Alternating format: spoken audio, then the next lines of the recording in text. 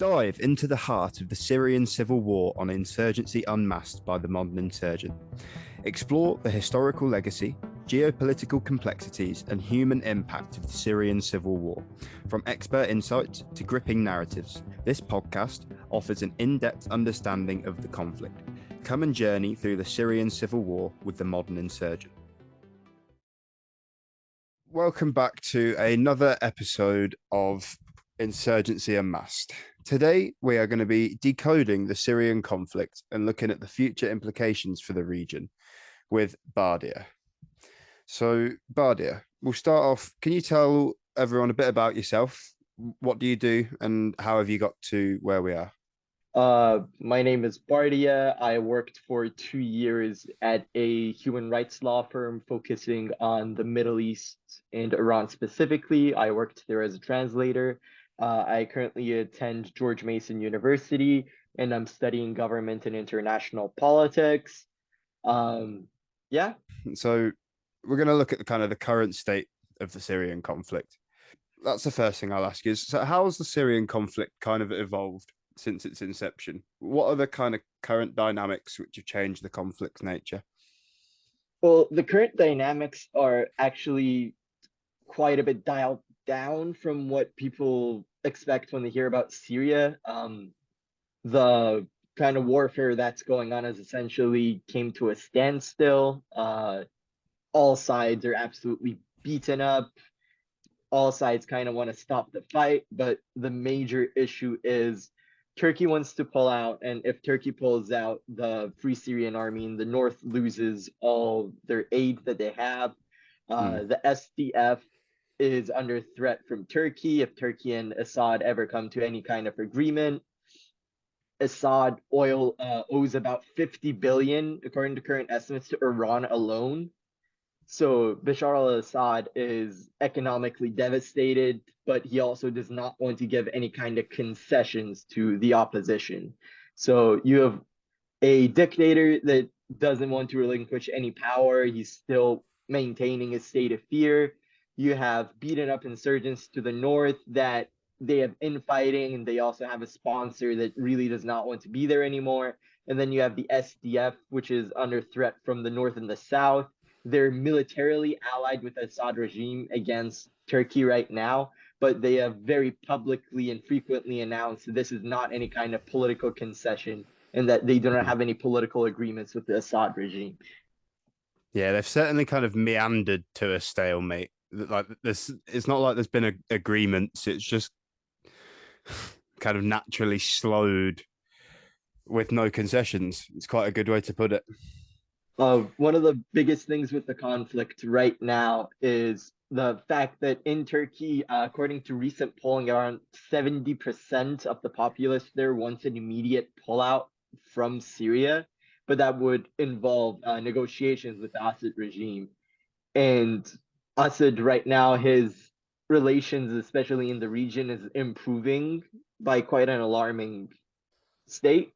A lot of regional countries that used to pour weapons to the opposition or used to cut relations to Assad because of the civil war, they've begun to normalize relations with the regime, which kind of He puts he the recently appeared at the Gulf conference, didn't he?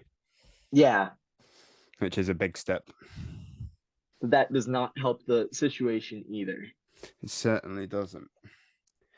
So, one of the examples we just mentioned there was Turkey. How do you think the recent Turkish elections impacted all the goings on? Well, one surprising thing about the recent Turkish election was when some of the electorate talked to Erdogan in some of his speeches. He very publicly talked against sending back Syrian refugees to Syria. He said that it was un-Islamic, that it wasn't right, while the opposition had a very send the Syrians home, the conflict is over, we must normalize relations with the Assad regime immediately kind of rhetoric. And it is kind of the fact that Erdogan won while meandering on a subject for 70 to 80% of the electorate is pro enacting that policy is very interesting. because right now Erdogan, although he's still announced that he does want to start negotiations with the Assad regime really does not want to negotiate with Erdogan Mm. until they've completely pulled out of northern Syria. It's certainly interesting to see how that'll develop because I think now Erdogan's kind of been he's back in or not back in power. He's still in power. I think his rhetoric will kind of amp up, and we'll see him trying to kind of consolidate power a bit more in the region. So it'll be interesting to see how they play off each other. And the conflict in Syria, although it's a internal politics risk for Erdogan, it's a very hard power benefit to him because we've seen him employ some of the trained militants in northern Syria to Azerbaijan to Libya in order to Mm. push some of its regional ambitions. So Erdogan, although he has a domestic push to try and negotiate with Assad as soon as possible, he has a hard power incentive not to immediately do that. Mm. Definitely. So I think the world kind of started paying attention to the Syrian civil war with the front against ISIS, I think is generally accepted. So do you think we can say right now that ISIS has been defeated or No, are there no, still threats? absolutely not. They are, even if some people claim that ISIS in Syria has been defeated. The thing is, ISIS, it's essentially the McDonald's of terrorist organization. It has transformed into a ISIS core, and then it has its offshoots into different branches of ISIS. So what they do is you need to control some kind of territory. You need to have a set amount of soldiers. You need to have an elected leader, and then you need to pledge public allegiance to ISIS. And then ISIS core decides, okay, if they'll allow that insurgent group to raise the banner of ISIS or not. So this has caused a lot of insurgent groups within Africa specifically, because in the Philippines, where they had a strong ISIS presence, they were completely defeated after they tried to take a state. But right now, what ISIS has been doing is it's been reaching out to a lot of insurgent groups within Africa and telling them we can give you a international name, we can give you some of our strategies, we can give you our flag, we can give you a sort of religious excuse to continue your actions. Mm. And that has caused a lot of, even if like ISIS in Mozambique does not share the ideological interests of ISIS core, they still do use the same tactics, the same name, and they use the reputation ISIS has internationally in order to project their power within the region, even when it comes to other insurgent groups. If you're Mm. a small insurgent gang, if you're a tribal gang, if you're another insurgent group, if ISIS is appearing in the region and going into cities and cutting entire people's heads off, you're going to be a lot more worried than if it was just another random regional insurgent group. Certainly. In a few of the episodes, if, for example, the one with Mamet Sengiz that I recorded recently, we went into a few of the different ISIS offshoots, like the Boko Haram and Abu Sayyaf and Mozambique and the Caucasus. And once you really get into the spider web, it's baffling how extensive it is. It really does just go on forever, which Yeah, is worrying. that's what's interesting about ISIS specifically, because compared to Al Qaeda is very picky on which groups it allows to like announce allegiance to Al Qaeda and become an offshoot of Al Qaeda. Mm.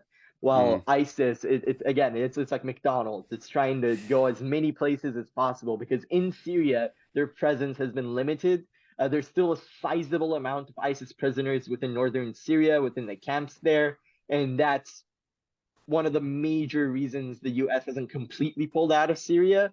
Mm. The U.S. has significantly reduced its presence in the Middle East because it's changing its focus from the Middle East and counterterrorism to conventional warfare, especially when it comes to the Pacific and China.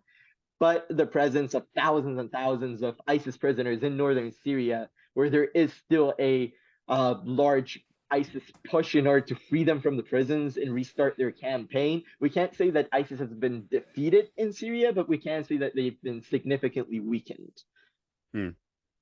Yeah, that's certainly a fair analysis.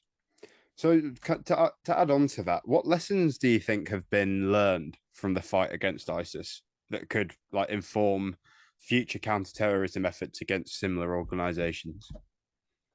Well, I'd say one of the biggest lessons we learned from the fight against ISIS, especially in the initial stages of the insurgency, is how much they used social media. Like there were reports that ISIS was using PlayStation and their networks in order to create parties, in order to get people to join them from outside the country. The large push they've had for foreign donors, foreign involvement. We haven't really had that from the West. Like when there was the Soviet invasion of Afghanistan, there was absolutely a lot more regional volunteers going on. But the fact that ISIS really tried pushing for economically and culturally disenfranchised groups outside the country and kind of inviting them to join them. One very specific thing that we've seen ISIS and a lot more Islamic insurgent groups do is they provide a kind of pseudo family.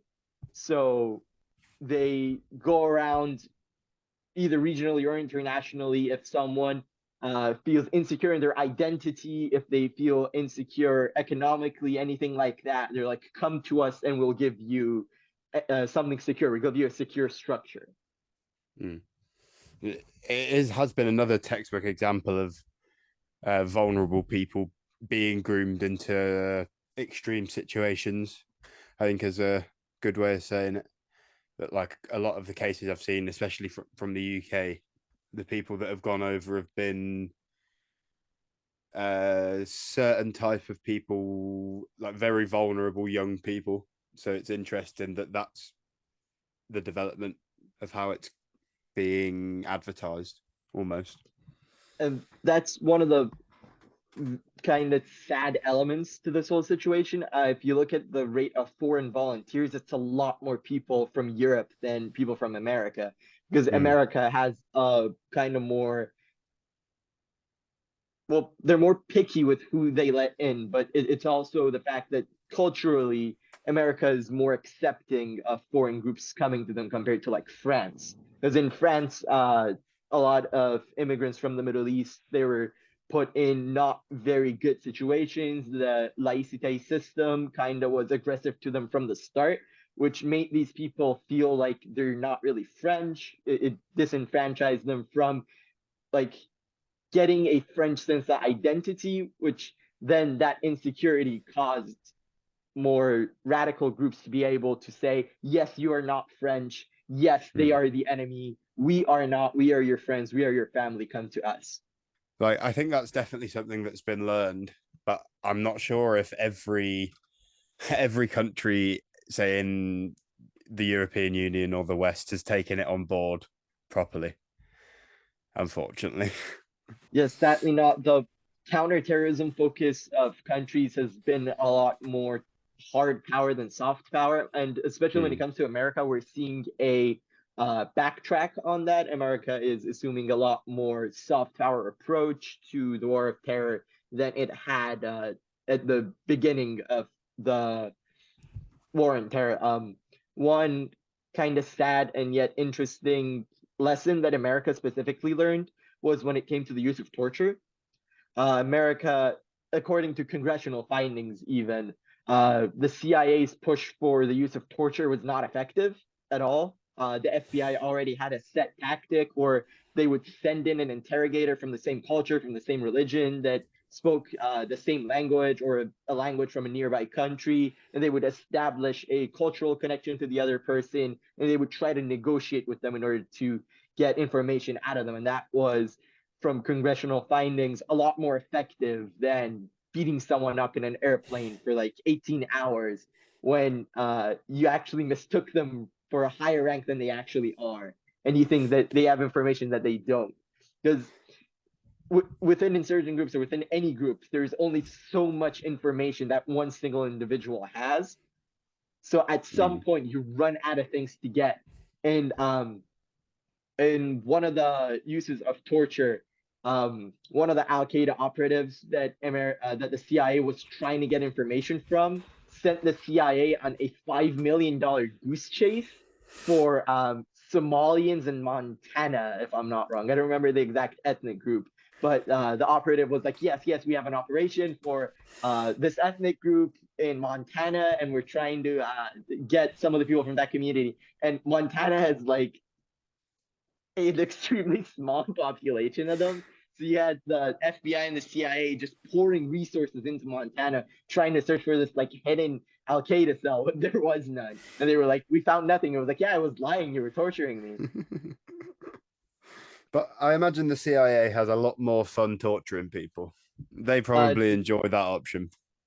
Not anymore, thankfully. The CIA's torture program, after the congressional findings, they were like, "Okay, this is not good internationally. This is not good domestically." So they've stopped that. Interesting. So, do you think it's fair to say that it's a proxy war, the Syrian civil war? Absolutely. Especially when it comes to Iran.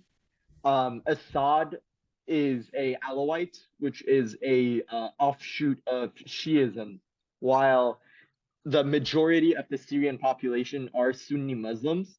So you see this ideological push, especially for Iran, in order to keep Assad in power, and that's not like putting into account the fact that Assad's father was one of Iran's only allies when it came to the Iran-Iraq War. The fact that Iran needs Syria in order to have access to Lebanon and smuggle weapons to Hezbollah.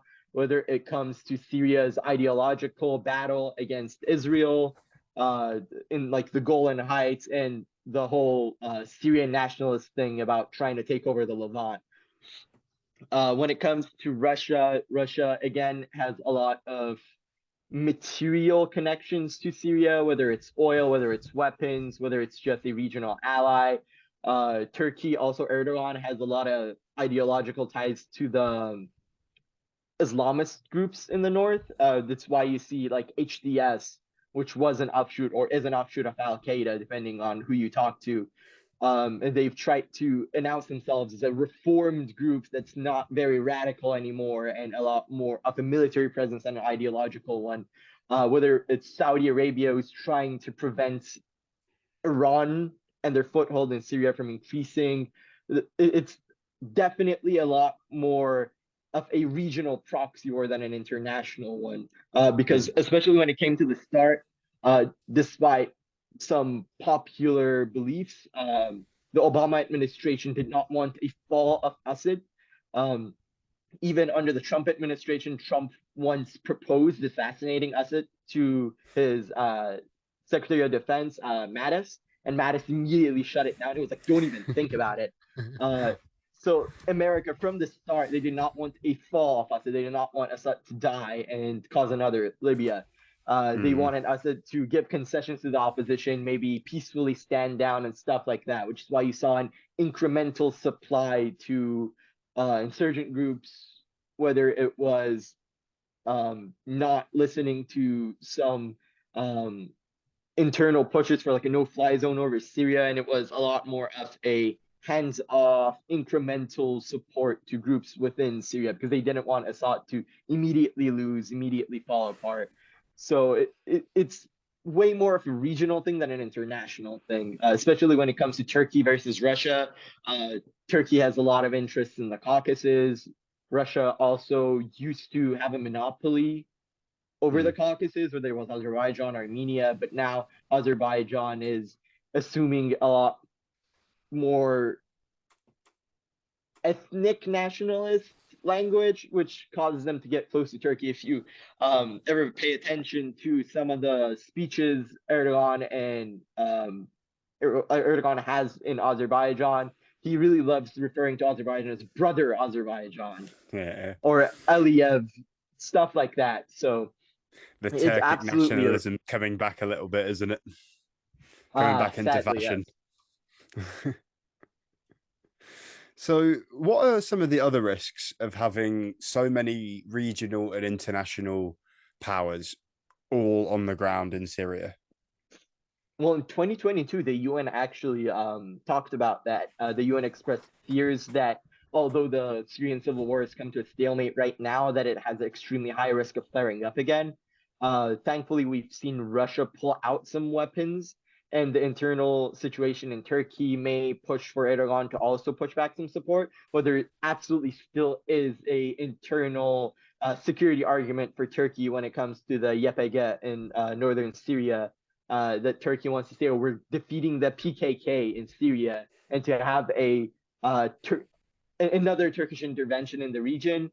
The rebel groups also, although they've stopped a lot of major offensives against Assad, it's just a bunch of skirmishes in the region right now. It's still, if Russia completely pulls out of Syria, they want to put more resources into Ukraine. If the internal situation in Iran further deteriorates and the regime pulls back a lot of their forces, which we've seen them do when the Islamic theocracy's power over Iranians starts to diminish, they pull back some IRGC resources from Syria, from Iraq, in order to act as a ideological support structure. Because we've seen in the recent protests in Iran that there was some internal fighting within the security forces, where there were people disincentivized from pursuing what the government has told them to do. So the government started offering more cash prizes. There was some evidence of security forces being forced to take drugs in order to make them more violent and more ruthless towards the protesters. And Iran absolutely, even the clerics commonly, when they're giving their Friday prayer speeches and they want to threaten the Iranian populace, they're like, if you guys do not want to support the revolution, we have forces in Afghanistan, we have forces in Iraq, we have forces in Syria that do want to support the revolution, and we have no issue calling them into the country in order to protect our rule. So the situation in Syria, although it's slowed down, is still absolutely a ticking time bomb. Assad, he has done no reforms. He has done nothing to kind of address the initial reasons for the revolution. The security systems are still incredibly brutal. According to Freedom House, Syria is the least free nation in the world. It is a 0 out of 100, which even North Korea is like a 2 or 4 out of 100. So us, it's That's still certainly not pursuing. good to be a 0 then. Yeah, so Assad, he's still pursuing absolute totality, absolute power, absolute control, no concessions, no nothing. And it doesn't matter how many people you kill, it doesn't matter how much you ruin your own country. If the reasons why people rose up are there in the first place, especially when you've took a hit to the kind of psychological warfare you've had over the citizens, that this is all there will be, that there is no chance for you guys to do anything else. When a large portion of your country is still occupied by rebels, you can't really keep that psychological hold over your citizens. So, being such a convoluted proxy war between so many different factions, what are the kind of humanitarian consequences that have gone along with that? Well, Syria is absolutely devastated right now. There's still a large Syrian refugee population, especially when it comes to Turkey. There's a lot of internal hostility to Syrian refugees. Yet Erdogan is using Syrian refugees the same way Gaddafi did, as a kind of soft power weapon against Europe. We saw them like stranding Syrian refugees to force Greece to take them in, while Europe has had a strong right-wing push, right-wing populist push, especially recently, which is incredibly hostile towards refugees. You have these large threatened populations, whether internationally or within Syria, that they're just stuck in limbo, whether it's food insecurities, Syria, especially again, recent estimates to Iran alone put them at 50 billion in debt. So you have an economically ruined country that is absolutely in debt to its regional and international allies. You have a dictatorship that is still torturing people, that has no issue killing civilians. So humanitarian crisis in the region is still essentially the same as it was from the beginning of the war.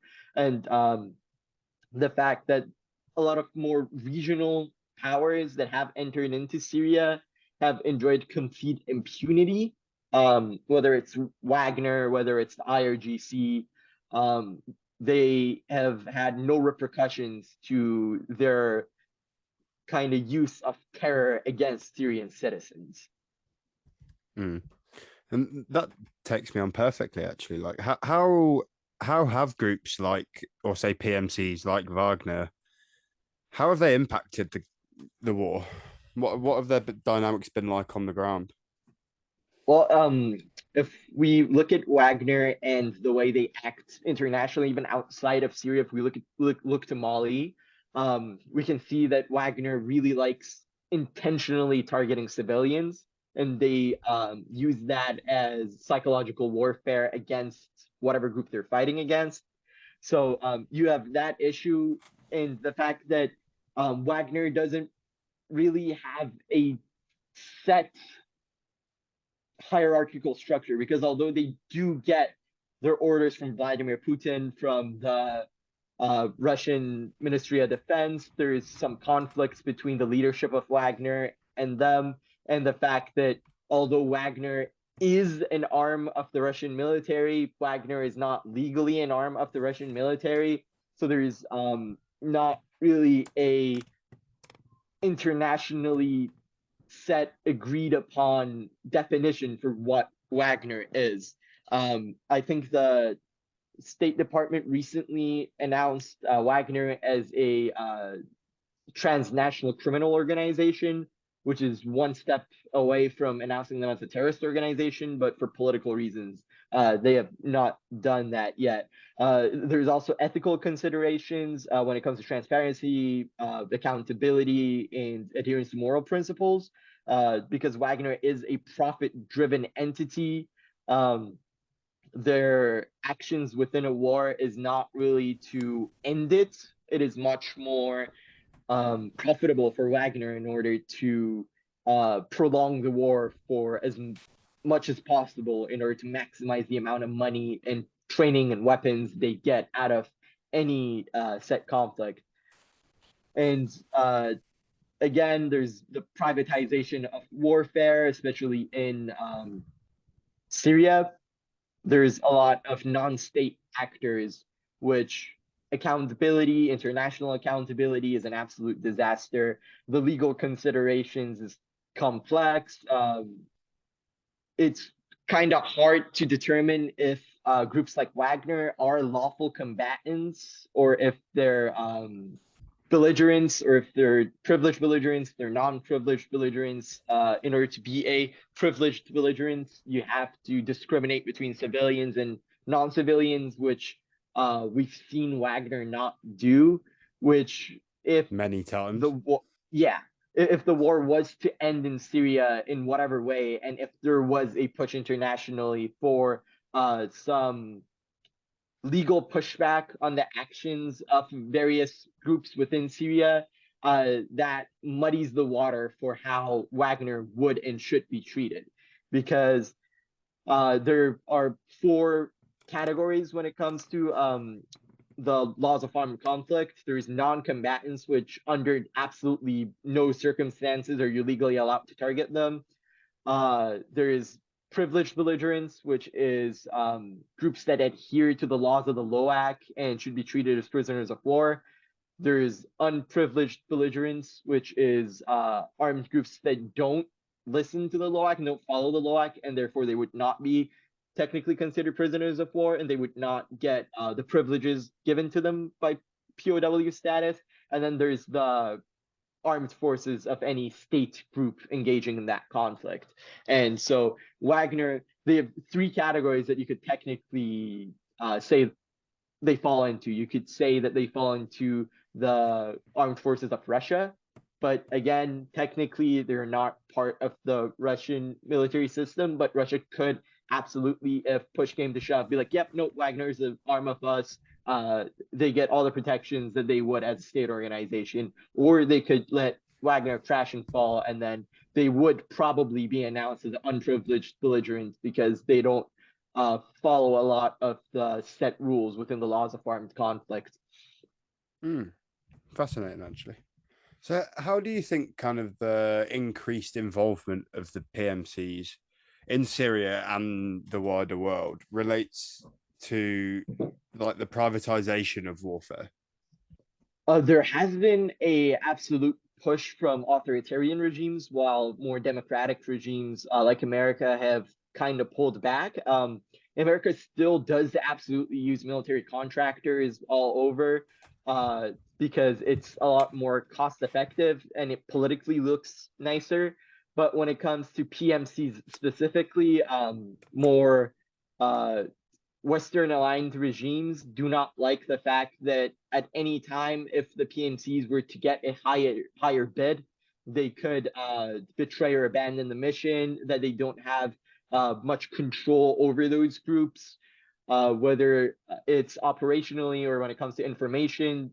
There's some trust issues between private military companies and the armed forces of those countries. Especially like if it comes to America and China, there's issues of, okay, if we give this information to this PMC and after the conflict is over or after their contract is done, what if they get hired by like Russia or China? And then there's issues about what intel they would share, what intels they could share, and stuff like that. But when it comes to authoritarian regimes in Africa and Russia, the use of PMCs has been heavily pushed because the PMCs are more incentivized to do what they're told. They're paid a lot more than like the armed forces of any a lot of countries in Africa. So like Mali, for example, the army there is not as trained, not as cohesive, not as well equipped as like Wagner is. So the regime there has a lot more incentive because Wagner is not going to coup the Malian government while Mali is paying them to put down the insurgents. Well, there still is the risk of the army doing a revolution from above, being like, you know what, we're going to throw you aside and we're just going to rule as a junta.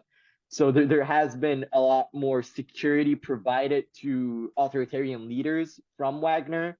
And we know that the authoritarian leaders don't care about civilian casualties. In fact, they promote the civilian casualties as a way to put down a psychological iron fist among the people that like this is what happens when you speak against me. So the privatization of war has absolutely pushed a lot more authoritarian countries to tightening their fist around the people and causing a lot more needless civilian casualties. I definitely think the rise of PMCs from other parts. Obviously, we all know the stories of the initial PMCs used in like the Iraq War early on, but I think this more recent rise of the Russian ones is rather terrifying because it seems like they've been given more of a leash, if that makes sense. Yeah, absolutely. Or maybe not more of a leash. There's just far less regulation, even on an industry where there was barely any regulation. The Modern Insurgent is completely independent. If you want to support our work and help boost independent journalism, please consider supporting us via Patreon at patreon.com/moderninsurgent. Thank you very much. So, how has the ongoing civil war in Syria contributed to the resurgence of some of the terrorist groups? We've touched on ISIS already in their resurgence in the wider world, but what about the resurgence of some of the groups in Syria? The groups in Syria, they haven't really had much resurgence as it is already established groups fracturing. Um, the disunity, especially among terror groups to the in the north, it has really caused a lot of the groups there to form their own allegiances to certain leaders or certain names or certain groups. And you see some fights among the warlords up top trying to gain power and legitimacy among themselves, being like, oh no, we're the leaders right now, or no, we're the leaders So there hasn't been, especially in the north, there hasn't been much resurgence of new groups, as it is the same groups fracturing or assuming new names or joining other groups. When it comes to the SDF, there isn't really a resurgence rather than offshoots. There's Wrath of the Olives that formed as a response to Turkish involvement there, and they do campaigns against Turkey. There's still the normal SDF groups that have clashes with Assad every now and then in the south, when there comes clashes or disagreements over who controls which territory. In the south, there's still a small ISIS presence. There's still a small opposition presence.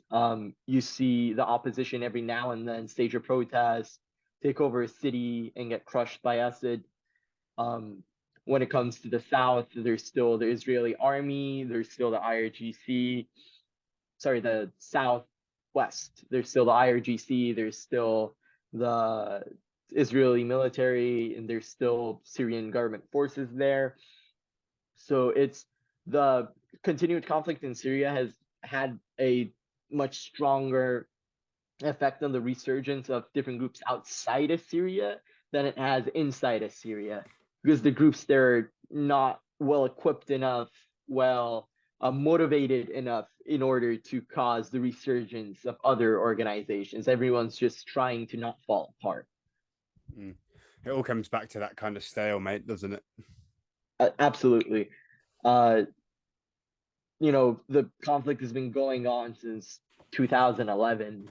It's only so much you can fight. If you look at pictures released by the opposition of their rallies against Assad, you see a huge difference between the amount of young people in those rallies rather than elderly people, because a lot of the young people are either currently serving against the Assad regime or dead. There have been hundreds and thousands of casualties, civilian combatants. So there's not really a lot of motivation for people to go on and join those groups.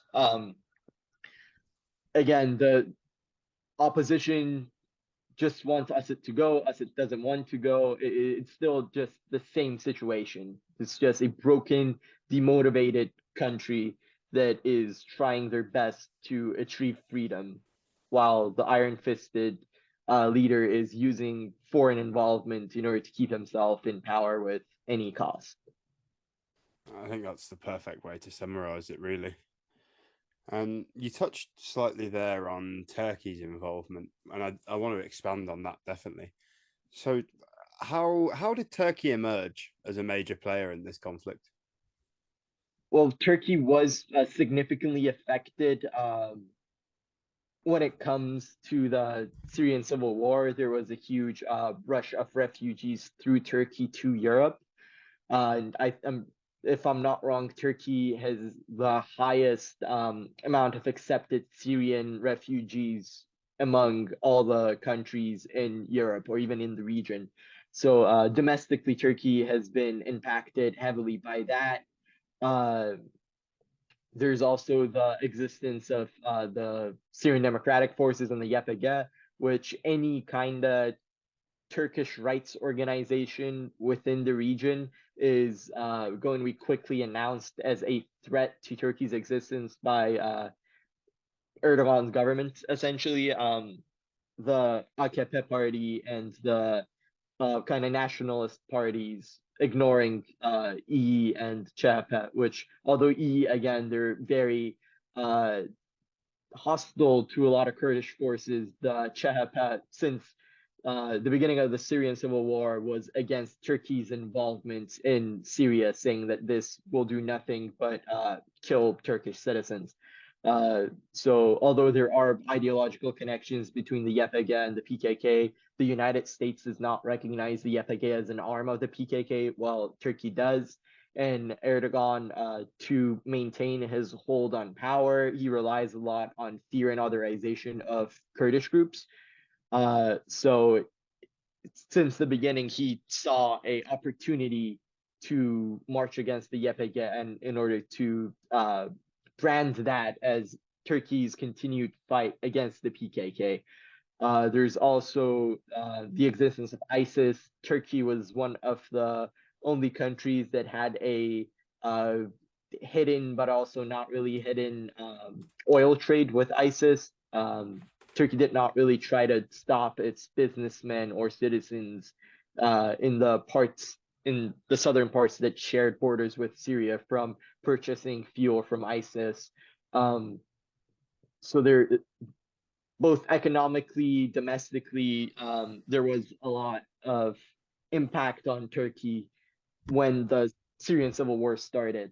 And ever since the essentially the hard military engagement of Turkey within Syria, there has been a lot of polarization within Turkey. Again, it's been a huge subject of pushback from the opposition parties against Erdogan or from the electorate, because people, even if you go back to Ataturk and Turkey's post-independence ideology, when it came to Kemalism, it was heavily isolationist.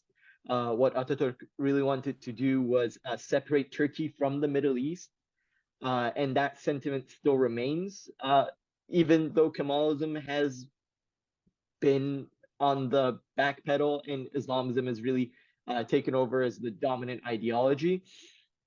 There's still a cultural nationalistic sentiment among Turkish citizens that we shouldn't be involved in Syria. That is their that is their war, that is their fight, and there is no reason for us to let these people into our country in order to waste resources.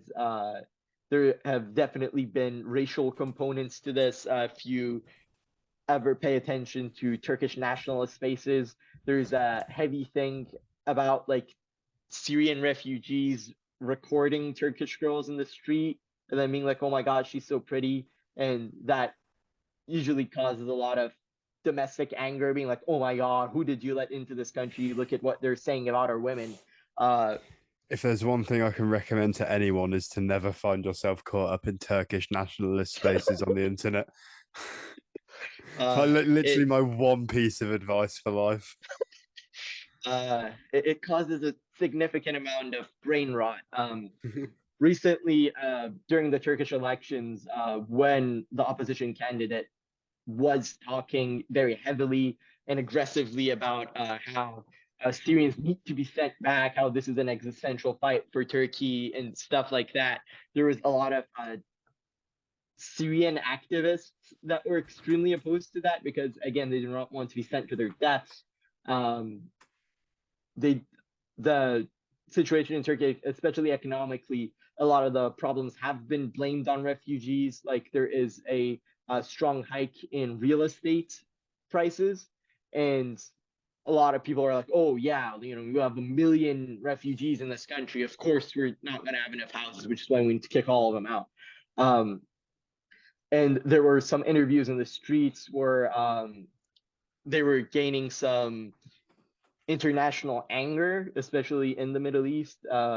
Interviews with Turks in the streets, and there was this one citizen, and again, he's not at all representative for like the larger Turkish kind of attitude towards Syrians, but it still demonstrates that the fact that these ideologies do still exist.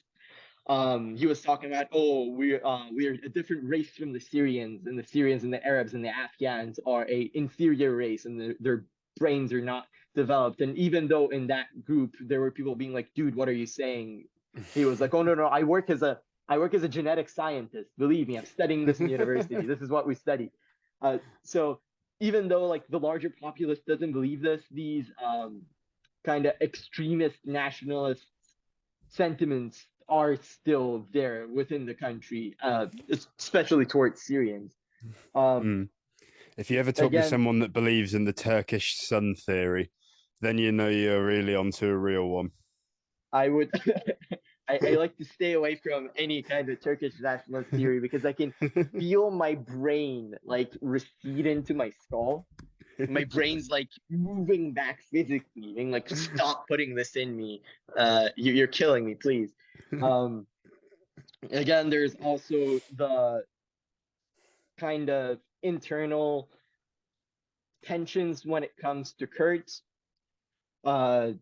There's the post-conflict resolution because essentially no opposition in Turkey in Syria currently has any idea of what a post-conflict landscape would be like. Like Assad and his allies from the start, their goal was to keep Assad in power. But when it comes to the opposition, it was throw Assad out. And then what? And then then what is a significant source of infighting, whether ideologically, whether religiously. There is a strong disunified, fractured belief for what post-conflict resolution would and should be, and that even exists within Turkey because Turkey got involved with those rebel groups. So neither the rebel groups, SDF, Turkey, none of them know what a post-conflict resolution would be like. The only difference is the rebel groups, SDF, or like the Free Syrian Army, HTS, their idea of a post-conflict state in Syria is a state without Assad, and that is the only unifying thing between them. And have Turkey kind of had any challenges in their role in the Syrian civil war and kind of the duality of being a NATO member alongside that? Again, if you go back to the Turkish cultural sentiment that it is like heavily isolationist, and the CHP, second biggest opposition party from the start, being like, you will only kill Turkish sons, essentially, if you get involved in Syria. That has been a heavy disincentivization for Erdogan to put heavy Turkish troop presence within Syria. Turkish presence within northern Syria has been a lot more equipment to the rebels, has been a lot more like officers training the rebels. It has been a lot more economic, like connecting northern Syria to the Turkish electric grid and trying to establish like a solid governance in northern Syria. But that has been the extent of their involvement. They are involved heavily, but it's not a lot of direct troop presence. It is using what rebel forces already have there and trying to make them stronger rather than pouring the Turkish army within Syria, because that would be a direct announcement of war against Assad, first of all, which Turkey wants to avoid, because then you'd have Russia, you'd have Iran. Turkey is a NATO force. Wants to avoid. Yeah, so Turkey domestically, it can't really put a lot of direct military presence within Syria. Internationally, it can't put a direct military presence into Syria. And it's stuck in that situation where they are continuing to justify their involvement as we are fighting against the SDF, and the SDF and the Assad regime's military alliance has kind of helped with that, because it is, if Turkey and Assad were to start negotiations, Turkey would want an immediate end to the SDF and the Syrian army's alliance, which the SDF really does not want to do, and it would cause a quick flaring up of military actions again, because there are conflicted territories between the SDF and the Syrian army.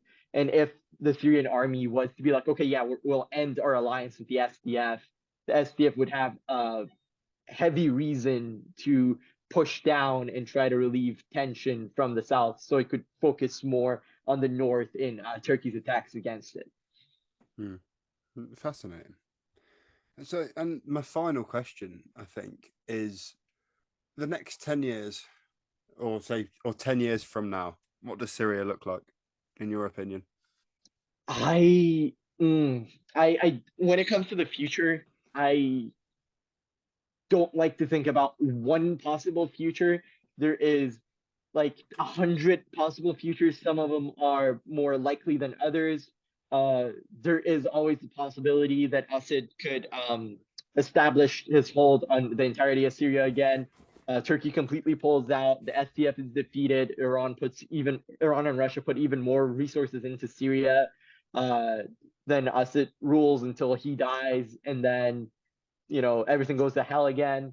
There is a possibility that he dies and then everything doesn't go to hell, and his son, for some reason, is more accepting of reform, or there's a revolution from above again for some reason. It's just possibilities, not very likely at all.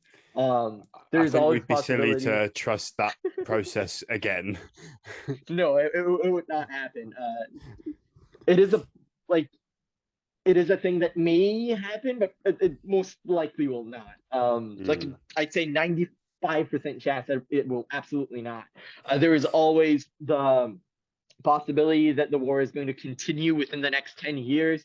It would not be, it would be very uncommon, but it would not be unseen. We've had the Naxalite insurgency in India that has been going on for 40 years. So it would not be unthinkable that the conflict within Syria could go on for another 10 years. There's always the chance that something would happen internationally, economically, that would flare up the tensions in Syria again, especially when it comes to the areas under the control of Assad.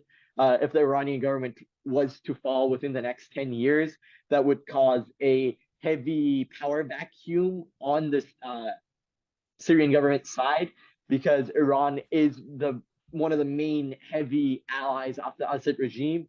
And if there was to have a fall in the Iranian government, a civil war in Iran, anything like that, that would cause Iran to significantly pull back resources from Syria, that could cause a huge flare up of tensions within Syria and cause the opposition to push down on the Syrian regime, or have a lot more internal flare-ups within the areas controlled by the Assad regime.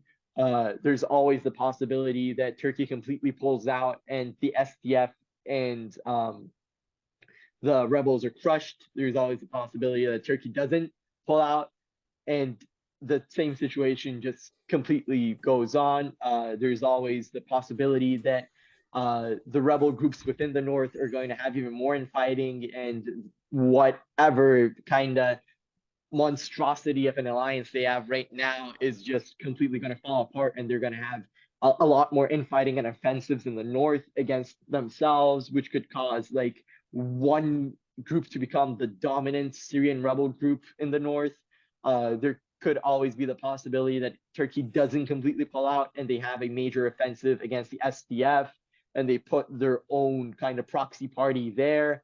uh, there's like hundreds and millions of possibilities, and the way the Syrian conflict is going right now, or there it's a stalemate without any clear winners, any clear future. With even the UN being like, this is a powder keg waiting to explode.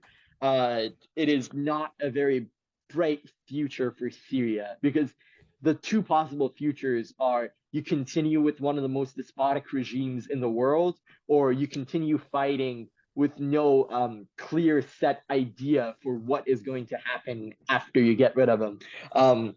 The philosopher Slavoj Žižek, he had a book on the October Revolution in Russia, where he heavily talked about and criticized the idea that before the October Revolution, the Russian revolutionaries did not have a set plan for what to do after the revolution. So when the revolution actually happened, you had Lenin and a lot of the other um, belligerents and forces within the country being like, okay, what do we do now? How do we proceed? And that caused a lot of infighting and a lot of power grabs.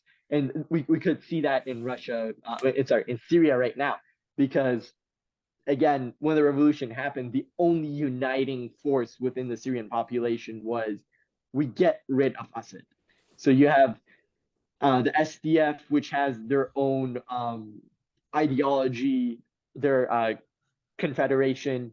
You have the Islamist ideologies, various Islamist ideologies, like the difference between HTS and some of the most moderate forces that their main ideology is just get rid of Assad. There's a huge ideological difference between them, and trying to get them to agree on a set plan is not very likely, because even from the start, a lot of initial tries to unite the Free Syrian Army and the SDF, it resulted in heavy pushback from both sides, heavy violence from both sides.